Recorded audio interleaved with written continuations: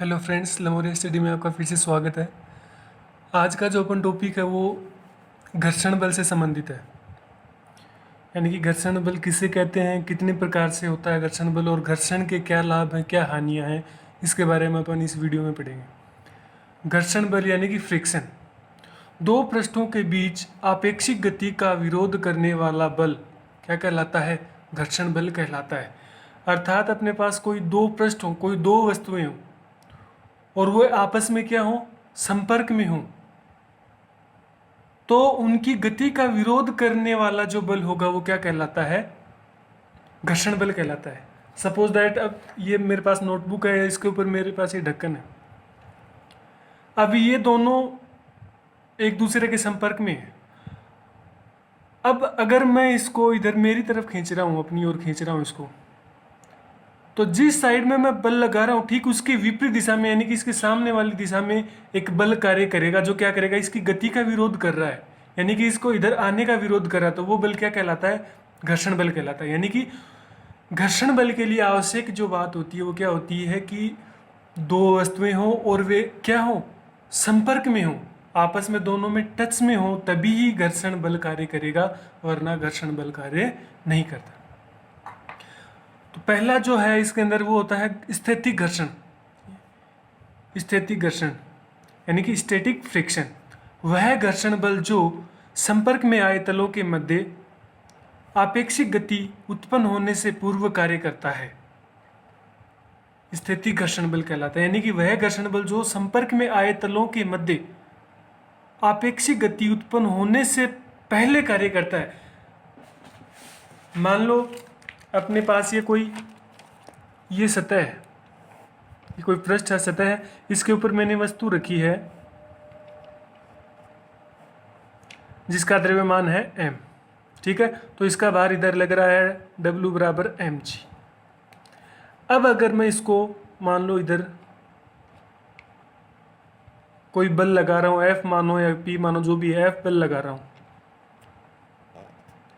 इधर मैं बल लगा रहा हूं, तो इधर क्या होगा भाई, इसकी गति का विरोध करेगा। इधर आप क्या कर रहे हो, इसको इधर खींच रहे हो, इसके बल लगा रहे हो, तो ठीक इसके विपरीत दिशा में एक घर्षण बल कार्य करेगा, जो क्या करेगा, इसकी गति का विरोध करेगा, ठीक है। अगर यह वस्तु खिसकती नहीं है,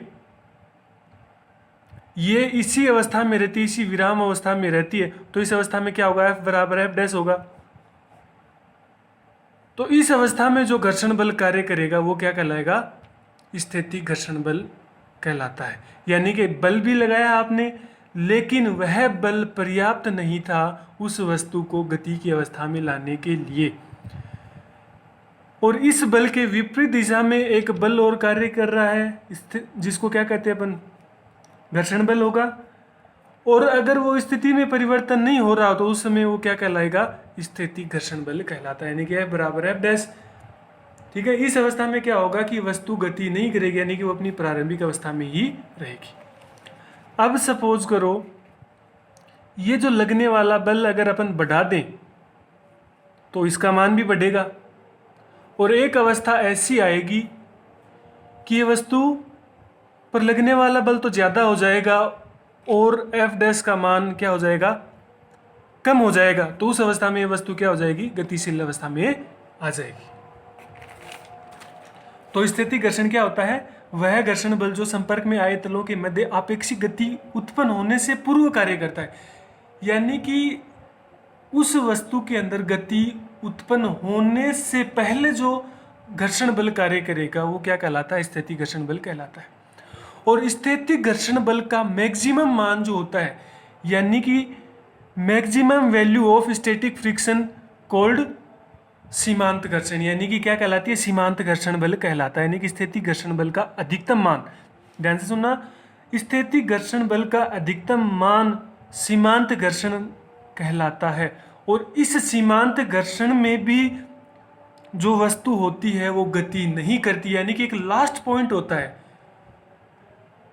स्थैतिक घर्षण बल का अधिकतम मान होता है, लास्ट पॉइंट होता है कि उसके बाद में है ना वस्तु गति करना शुरू कर देती है।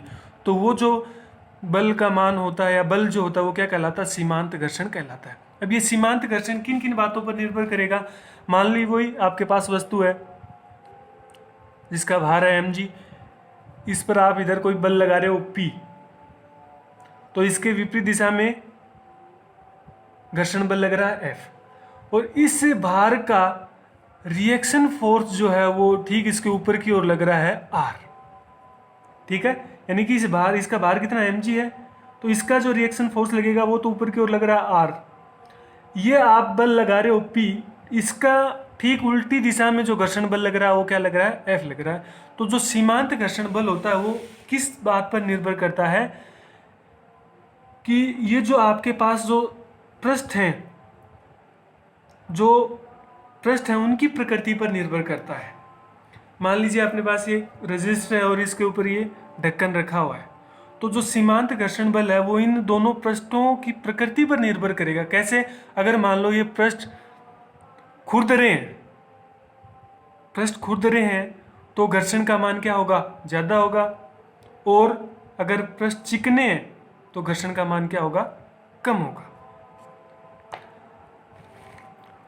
सीमांत घर्षण बल वस्तु के क्षेत्रफल पर निर्भर नहीं करता, यानी कि वस्तु का क्षेत्रफल ज़्यादा हो या कम हो उस बात पर सीमांत घर्षण बल निर्भर नहीं करता। यानी कि क्षेत्रफल ज़्यादा हो या कम हो उस बात का कोई फर्क नहीं पड़ता, क्योंकि देखो यहाँ पर इस नोटबुक का क्षेत्रफल तो ज़्यादा है और इस ढक्कन का क्षेत्रफल कम है, लेकिन अगर इनकी सतह चिकनी है दोनों की तो घर्षण बल कम होगा, और अगर खुरदरी सतह है तो घर्षण बल ज़्यादा होगा। तीसरी बात, सीमांत घर्षण बल पृष्ठ पर अभिलंब व प्रतिक्रिया बल के समानुपाती होता है। यानी कि ये जो सीमांत घर्षण बल होता है जिसको Fs से डिनोट किया जाता है, ये क्या होता है? ये जो अभिलंब प्रतिक्रिया बल होता है इसके समानुपाती होता है। तो Fs समानुपाती R, समानुपाती का चिन्ह हटाएंगे तो क्या आ जाएगा? एक नियतांक आएगा μs, जो क्या कहलाता है? स्थिति घर्षण गुणांक कहलाता है। तो यहाँ से पक्षांतरण करके अपन क्या करेंगे? μs का मान निकालेंगे, स्थिति घर्षण गुणांक का मान, तो क्या आएगा? μs बराबर, ये R नीचे चला जाएगा बटा में, तो μs बराबर Fs बटा R। अब ये जो होती है स्थिति घर्षण गुणांक, ये क्या होता है? विमाहीन और मात्रकहीन राशि होती है। कैसे? क्योंकि देखो ये F बल है और ये R भी क्या है? बल है, तो दोनों बल ही बल है, तो इनकी विमाही मात्रक जो होंगे आपस में कैंसिल हो जाएंगे, तो ये क्या बचेगा? ये मात्रकहीन राशि है। अगला जो घर्षण होता है वो होता है गतिक घर्षण, यानी कि काइनेटिक फ्रिक्शन। काइनेटिक फ्रिक्शन, संपर्क में आई दो वस्तुओं के बीच गति हो रही हो तो तलों के बीच कार्य करने वाला घर्षण बल क्या कहलाता है? गतिक घर्षण बल कहलाता है। मान लीजिए अगर अपने पास ये वस्तु है और अपन ने इस P का मान इतना बढ़ाया कि वस्तु गति करने लग गई, तो उस गति का विरोध करने वाला जो घर्षण बल होगा वो क्या कहलाएगा? गतिक घर्षण बल कहलाएगा। अब इस गतिक घर्षण बल का मान किस पर निर्भर करता है? ये गतिक घर्षण जो होता है ये क्या होता है? जो प्रतिक्रिया बल होता है उसके समानुपाती होता है, तो F के समानुपाती R और F के बराबर म्यू के R, जहां म्यू के क्या है? गतिक घर्षण गुणांक है।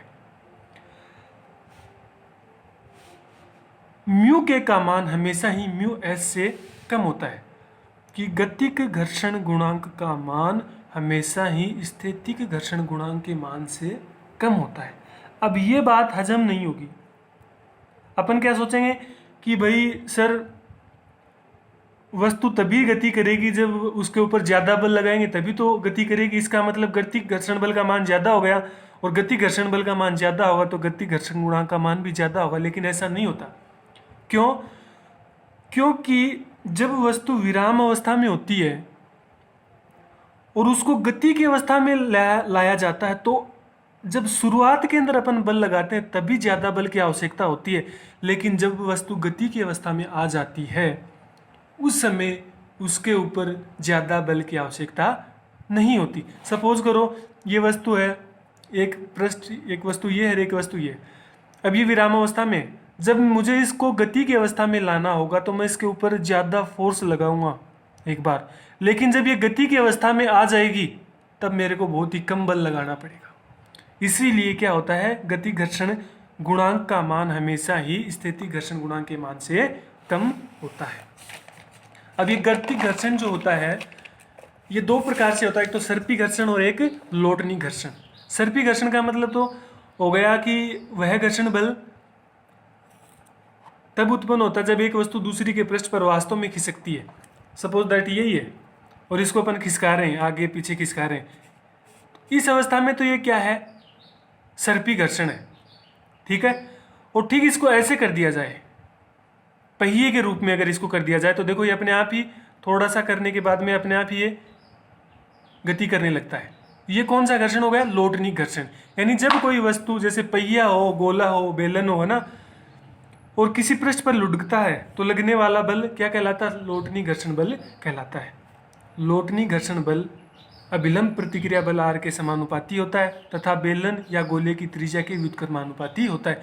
मान लिया ये जो गोला है इसकी त्रिज्या आर है, तो जो लोटनी घर्षण बल होगा वो क्या होगा, प्रतिक्रिया बल के तो समानुपाती होगा और उसकी त्रिज्या के व्युत्क्रमानुपाती यानी उल्टा होगा। तो एफ लोटनिक बराबर म्यू आर, आर बटा स्मॉल आर, जहां स्मॉल आर तो क्या है, पहिए की त्रिज्या।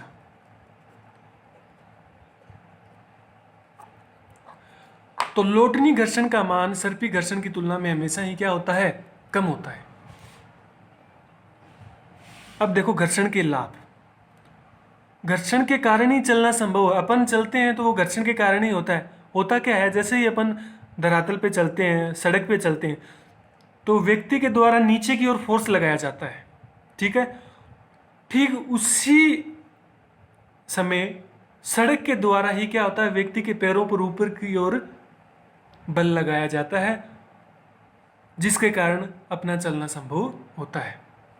घर्षण के बिना लिखना संभव नहीं, अपन घर्षण के बिना लिखना संभव नहीं है। अगर घर्षण नहीं होता तो ये अक्षरों की जो बनावट है वो सही नहीं आती, पेन ऐसे खिसकता रहता। घर्षण के कारण ही दो वस्तुएं आपस में चिपकती हैं। घर्षण नहीं होगा तो वस्तुएं आपस में नहीं चिपकेंगी। अब देखो घर्षण एक आवश्यक बुराई भी कहा जाता है। ऐसा क्यों, घर्षण एक आवश्यक बुराई है क्योंकि अपने को पता है घर्षण के बिना चलना संभव नहीं है, घर्षण के बिना अपन लिख नहीं सकते, घर्षण के बिना वस्तुएं आपस में नहीं चिपकती। लेकिन फिर भी क्या है, एक बुराई है। क्यों, क्योंकि अपने को पता है अगर जैसे मान लो मशीनें जो होती हैं उनके अंदर अगर घर्षण होगा तो उनमें हानि ज़्यादा होती है, उनमें टूट फूट होने की संभावना ज़्यादा होती है। अब घर्षण कम करने की विधि, पॉलिश द्वारा, मान दो सतह अपने पास, उनके अंदर अपन क्या कर दें, पॉलिश कर दें तो घर्षण कम हो जाएगा। स्नेहक द्वारा यानी कि चिकनाई युक्त अगर पदार्थ लगा दें तो घर्षण कम होगा। बॉल बियरिंग का यूज करके भी क्या कर सकते हैं अपन, घर्षण कम कर सकते हैं।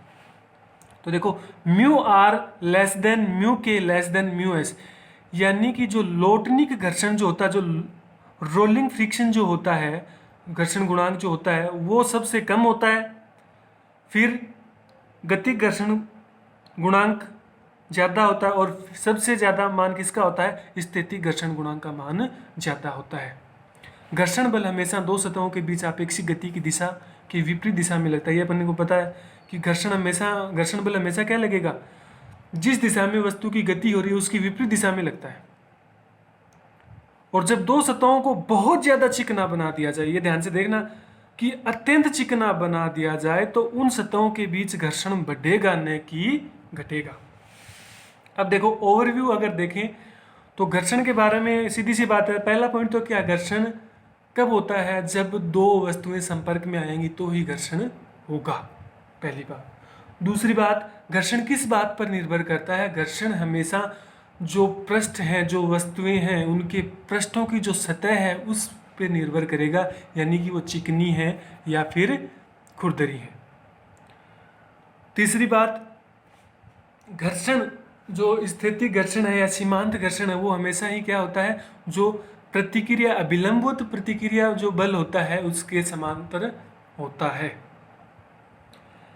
इसके कुछ उदाहरण देखें तो जैसे मान लो बालू रेत के अंदर चलना पड़े और एक बर्फ पर चलना पड़े तो कौन से पर आसानी से चल सकते हैं, बालू पर आसानी से चल सकते हैं। क्यों, क्योंकि बालू मिट्टी जो होती है उसके द्वारा लगने वाला जो घर्षण बल होगा वो क्या होगा, ज़्यादा होगा, इसलिए अपन आसानी से चल सकते हैं। और बर्फ पर अगर अपन चलते हैं तो वहाँ पर क्या होता है कि घर्षण बल का मान बहुत कम होता है, जिस कारण से अपन वहाँ पर क्या हो जाते हैं, फिसल जाते हैं। Okay, thank you.